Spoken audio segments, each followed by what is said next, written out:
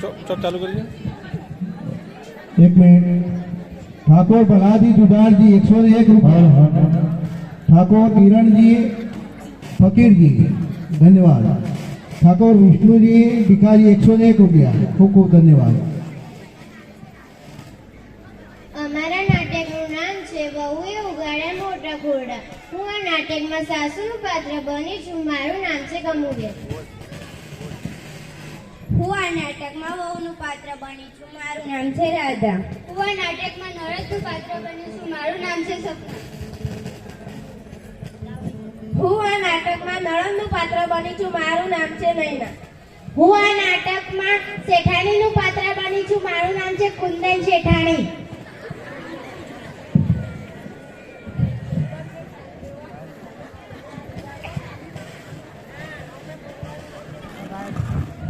ममता के मंदिर की है तू सबसे प्यारी मूरत। भगवान नजर आता है जब देखे तेरी सूरत। अलियो राधा क्या मरी गई? आ आंगणाમાં કેટલો બધો કચરો પડ્યો છે। તું ઘરમાં ક્યાંય શું કરે છે? જલ્દી કામ કર, નથી તમારા બાપાનું ઘર। એ તો બા ઘરમાં સેપટ થઈ ગઈ હતી એટલે થયું લાવને બધું ઝાપટી નાખું। એમાં એટલા ગુસ્સે શું કામ રહો છો? તે રહીએ જ ને, આખો દિવસ આડોશી પાડોશીમાં બેસી રહેવું છે અને ખોટી ખોટી વાતો કરવી છે। બીજું કઈ કામ તો છે જ નહીં। મારો દીકરો પ્રદેશ કમાવા ગયો છે, તે માટે મારે આ દિવસો જોવાનો વારો આવ્યો છે। જા હવે મારા માટે ચા બનાવી લાય। જોજે પાછી ખાંડ માપી નાખજે। બાપાના ઘરે ખાંડ ભારી હોય તો ને।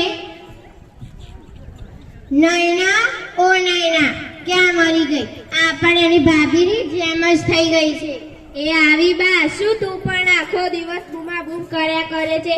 તને પણ બોલવાની ટેવ પડી ગઈ છે। એ મારી બા છે, એ બૂમા પાડે કે ના પાડે પણ એ બોલશે જને તું બહુ ભાભીનું ઉભરાનું ના। નૈના સપના શું વાત કરું, તારી ભાભી તો ઢોર જેવી છે, એને તો કઈ ખબર પડતી જ નથી। બા તું પણ શું આખો દિવસ ભાભીની પાછળ પડી છે? બિચારી આખો દિવસ ઘરના બધાય કામ કર્યા કરે ને છાણવા ચીંદુ કર્યા કરે, તોય તું તેને સારી કહેતી જ નથી। તું બહુ ભાભીનું ઉભરાનું ના લે, મને ખબર છે ભાભી જોડે સારું રાખી ભાઈ જોડેથી રક્ષાબંધનમાં બહુ પૈસા લેવા છે ને એટલા માટે જ તો તું આખો દિવસ ભાભી ભાભી કર્યા। શું પાછળ પડી ગઈ છું? પૂછી જો એને કે તારા ભાઈ માટે કે આ ઘર માટે એક પણ નાગીનો લાવી છે? પેલી બાજુવાળી રમીબેનની અરુણા જુઓ કેટલું બધું લાવી છે, આખું ઘર ભરી દીધું છે। બા દહેજ દહેજ શું કરો છો? અરુણાના પપ્પા તો ખૂબ પૈસાદાર છે, જ્યારે ભાભીના પપ્પાની સ્થિતિ સારી નથી એટલે ને। અને મને પરણાવીશ ત્યારે કેટલું દહેજ આપીશ? બોલ હવે કેમ કઈ બોલતી નથી? મારી બાને કશું જ નહીં કહેવાનું અને મારા લગ્નમાં તો ગાડા ભરી ભરીને દેજ આપશે નહીં કે ભાભી? બાઉ જરા બજારે જઈ આવું। બા હું પણ મારી બેનપણીને ત્યાં જઈ આવું। આવો આવો જેઠાણી, કેમ આવવાનું થયું? આવવું જ પડે ને, તમે તો પૈસા લઈને ઘરમાં ભરાઈ ગયા છો ને અમારે કેટલા જણોને પૈસા ભરવાના હોય, સંભાળીને આપી જવા જોઈએ ને।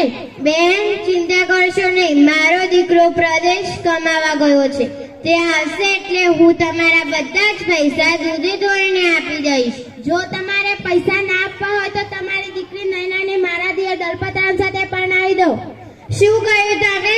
મારી ફૂલ જેવી 16 વર્ષની દીકરીને તમારા 35 વર્ષના દિયર દલપતરામ સાથે પરણાવ? ના ના, એવું તો હું નહીં જ થવા દઉં। હું મારી દીકરી નૈનાને તમારા દિયર સાથે તો નહીં જ પરણાવ। તમે તમારા પૈસા લઈ લેજો પણ હું મારી દીકરી નૈનાને તમારા દિયર સાથે તો નહીં જ પરણાવું। શું કહ્યું? ના પરણાવ્યો તો અત્યારે જ મને મારા પૈસા આપી દો। અવાજ એનો છે। રાધા બેટા, તો શેઠાણી કહે છે કે તમે અત્યારે પૈસા પાછા આપો, નહીં તો તમારી દીકરી નૈનાને મારા દિયર દલપતરામ સાથે પરણાવો। ના બા, હું આવું નહીં થવા દઉં। હું મારા ફૂલ અને કુમના નણંદબાને તેમના દિયર દલપતરાય સાથે નહીં પરણાવું। તમે ચિંતા કરશો ના, હું હમણાં જાઉં। બેસો શેઠાણી, મારી દીકરી રાધા હમણાં જ આવશે।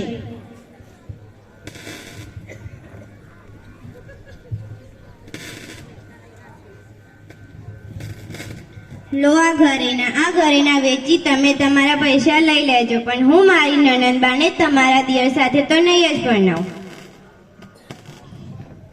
કમુબેન, તાર હવે હું જાઉં છું.